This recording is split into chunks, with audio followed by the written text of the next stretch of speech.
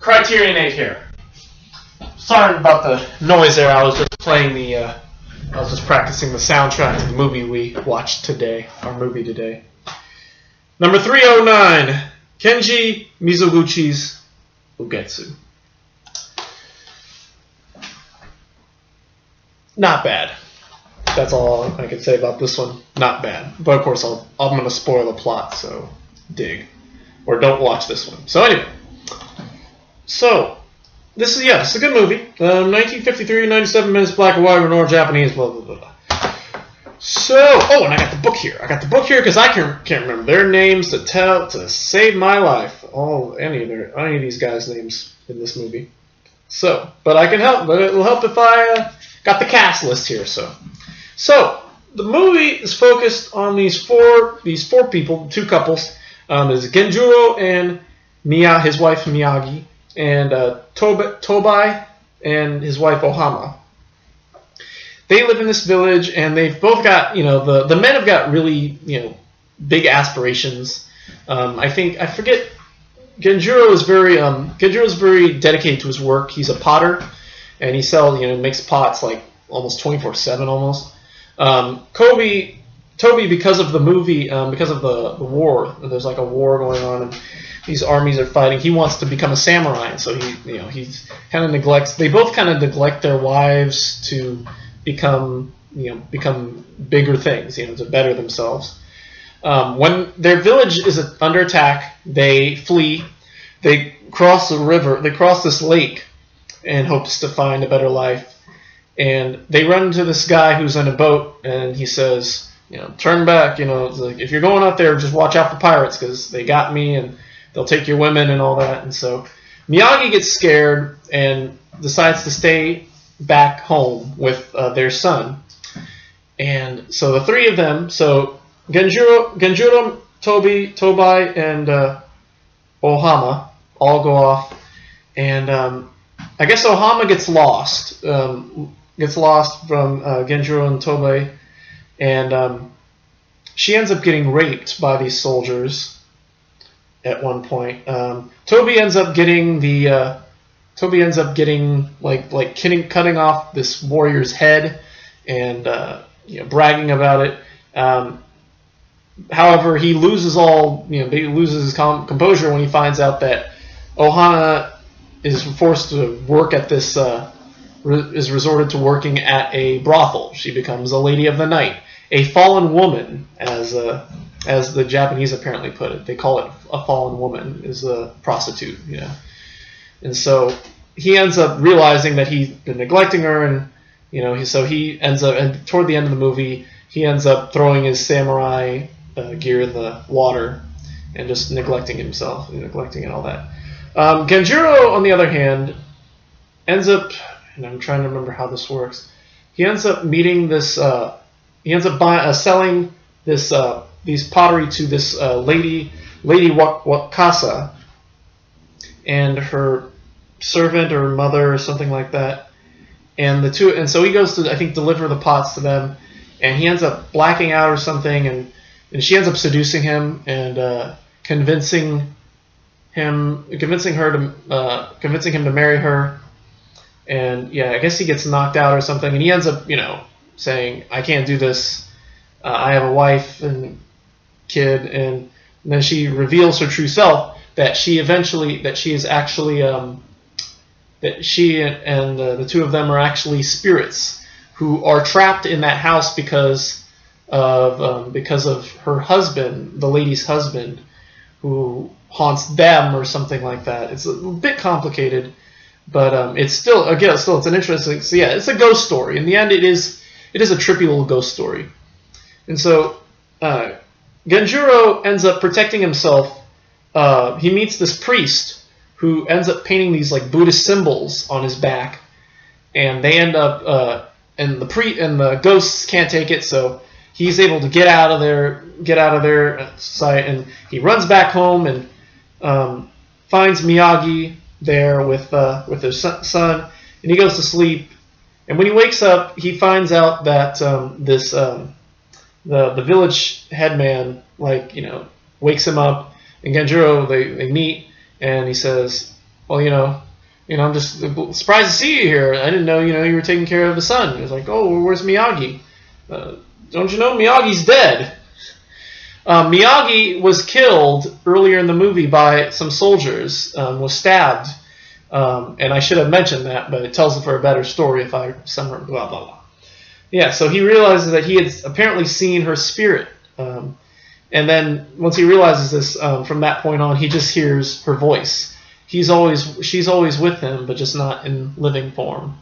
And yeah, so it's a love story, it's a ghost story, it's all kinds of good. It's a good movie. It's one of the most critically acclaimed Japanese films of all time, and I did not know that. I did not know this movie was so critically important. I personally didn't like it enough to want to buy it, but I thought it was good. I thought it was a really good movie. With the exception of the soundtrack, I definitely was not crazy about that horn. I don't know if it was a saxophone or. It wasn't a saxophone. It was like some kind of like wind instrument that kept playing throughout the thing. And the composer's name, what was his name? Fumio Hayasaka. I just wasn't crazy about. That was the only thing that I did not like about the movie. Everything else was fantastic. I thought the characters were well shaped, well done. There was a lot of great dialogue throughout the movie. I think the scene where Ohana tries to get Toby as a customer, and tells him bed me, let me bed you, let your wife bed you and all that, and it's like this great dramatic moment, that was very good. So anyway, that's what to say, and this is our first Mizoguchi movie, so I did not know anything else. Not our last. There's a couple others. I'm trying to remember the other names. There's at least 3 or 4 more. Let me go back here and find out. See if I can figure out what they are. Because I know I've seen the list. I was looking at the list earlier because I wanted to know what they were. There's Ugetsu. There's... Maybe it's in here. But yeah, so anyway.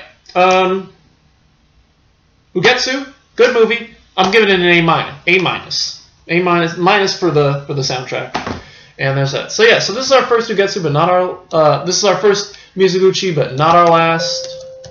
Let's see, Mizoguchi Ugetsu, and then later this season we'll have one called Sancho the Bailiff, which is number 386, and then a few more seasons later, The Life of Oharu, and then just recently released a few months ago, The Story of the Last Chrysanthemum, which is another one that apparently everybody else likes.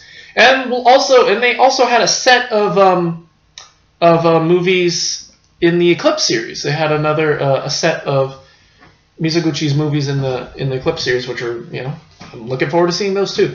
And I wanted to talk about the Eclipse series as well for a minute, because someone commented and was asking me if I had seen the post-war Kurosawa set. And here's my answer, and I'm going to probably reply to him, but here's my answer.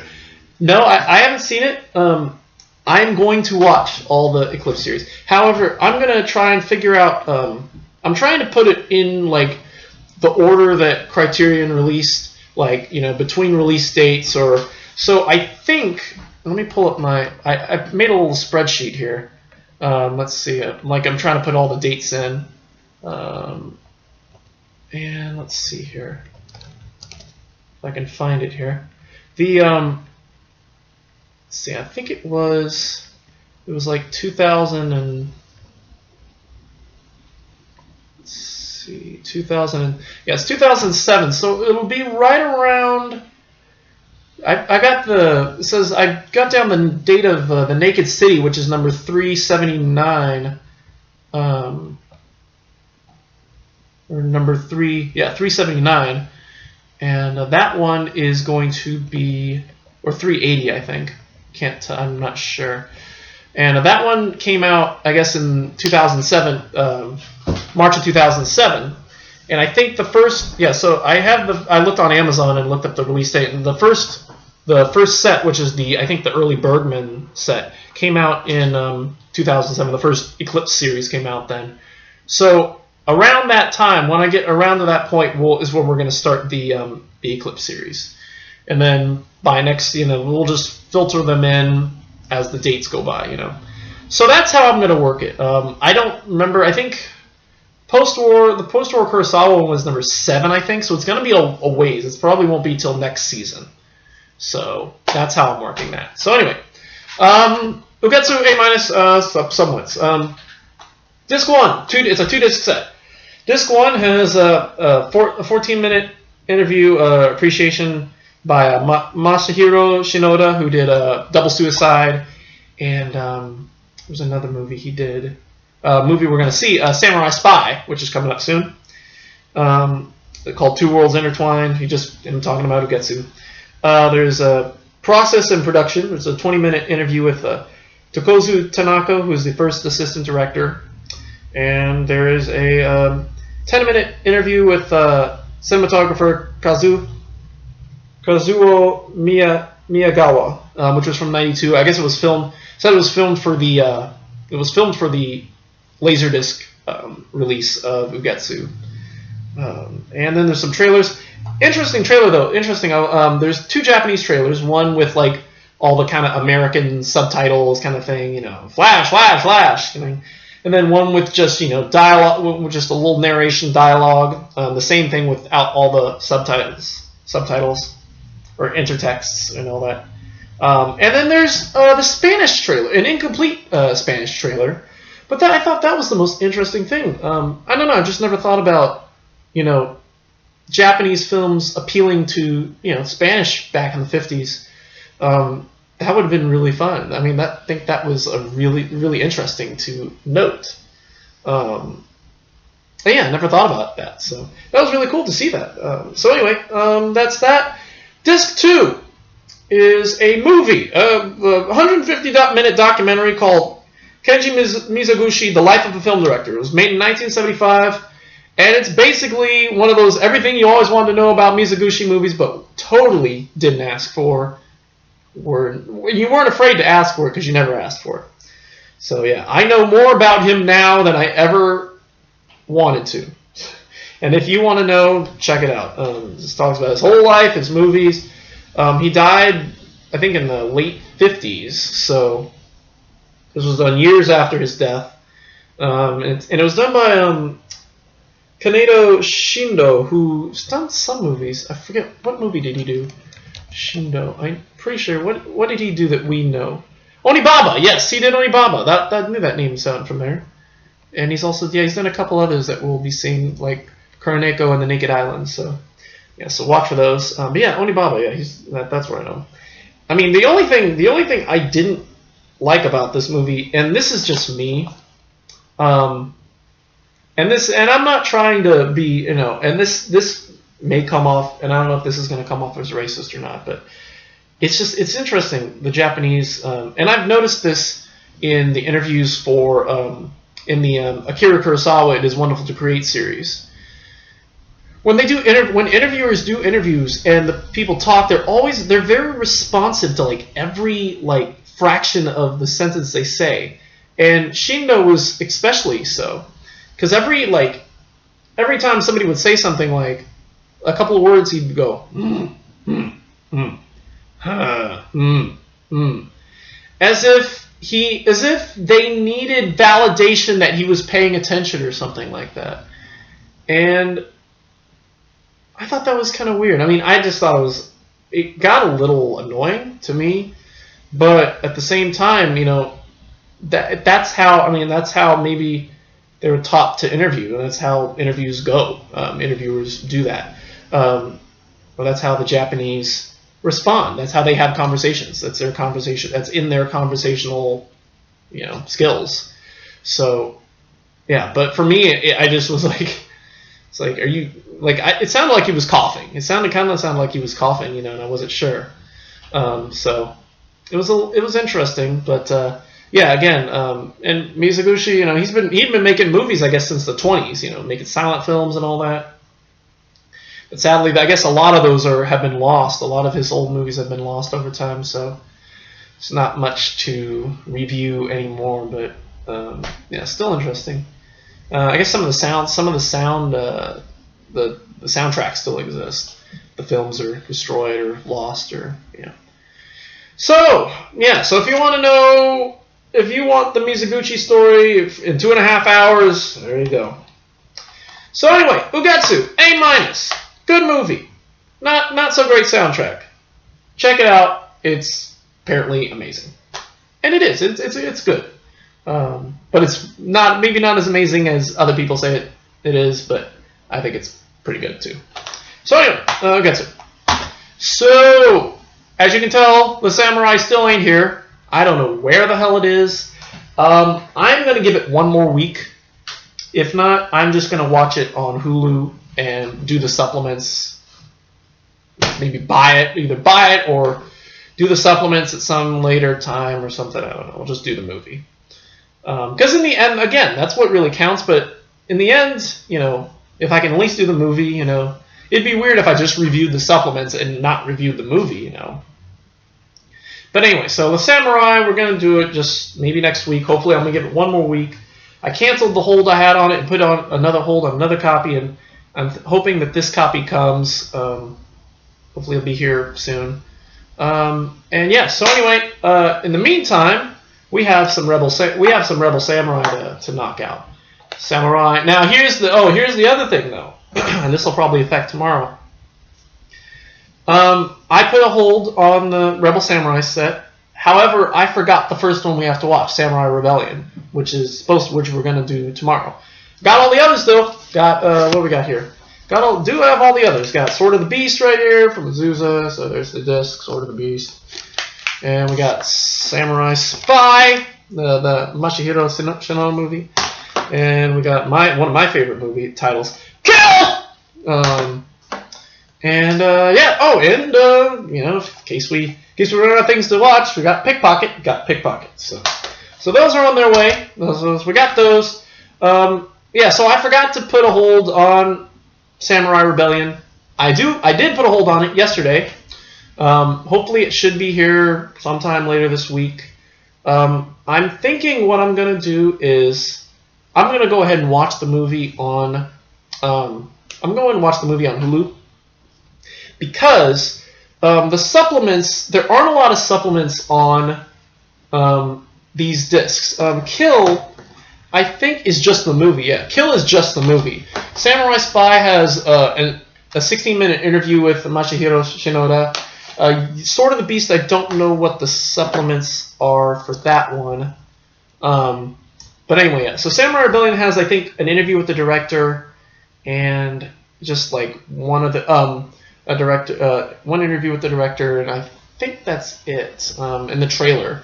So I'm thinking what I'll do is I'll just watch the movie, do a review for the movie, and then when I get Rebel Samurai, I'll tack it on to hopefully the Samurai Spy. In a perfect world, it'll be here by Samurai Spy or Kill, although you never know. So, and yeah, so anyway, so that's how I'll probably work that. So tomorrow we'll do Rebel Samurai, we'll do Samurai Rebellion, and then Tuesday Sword of the Beast. Then Wednesday Samurai Spy, and then Thursday Kill. And then that'll be it. And hopefully Sunday we'll be doing Le Samurai. And Sunday, Le Samurai by hook or by crook, either in DVD format or on Hulu. And that's it. And then put a hold on the next couple. Ran. I got Ran, should be coming soon. Akira Kurosawa. Excited for him. Excited to see some more Kurosawa. Yeah. And what were the other ones? Was that it? Was it just Pickpocket and then Ran? I can't remember which ones. Oh, Shoot the Piano Player. Yes, I got to hold on. Shoot the Piano Player. That should be coming soon. Ran. Okay, so, and then the Tales of Hoffmann. The Tales of Hoffmann is out of print. I was unable to get a copy of the Criterion Collection Edition. So for that one, I'm going to have to settle with the Essential Art House set that Janus Films put out a few years ago, which that set is out of print as well. As you know, Janus Films, the Essential Art House, didn't do this whole supplement thing, so basically those, I'm just going to be able to review the movie for that one. I looked on Amazon, it's like $90. The cheapest copy is $90. So, yeah. And then after that, and I also put a hold on René Clément's Forbidden Games, which is already on its way. I don't know what happened with, I don't know what's going on with that library, so. But anyway, it's pretty cool that, you know, I guess, okay, hey, that one's, it's funny, the last ones that I need are always the first to ship, so anyway. Yeah, so that's it for me. Thank you for watching. I'm just checking my, I really want to check my account because I think the universities are usually open on the weekends, and I'm just curious if if any of these are being shipped out. Let's see. No, Samurai still, no. No, Shoot the Piano Player is on its way, and Forbidden Games are on their way. So all the others have not been shipped. Yeah, they don't really do a lot of the whole Link Plus thing on the weekends, so I maybe have been for a bit of a wait, sadly. So anyway, that's it for me. Thank you for watching. Don't rape people, because you're an idiot if you do. Don't stab people with babies. What else? What are some other good ones? Don't neglect your wife to be a samurai. Don't neglect your wife for pots.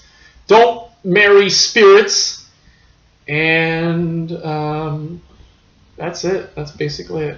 And heed the warning of guys in boats who are attacked by pirates, because shit happens if you don't.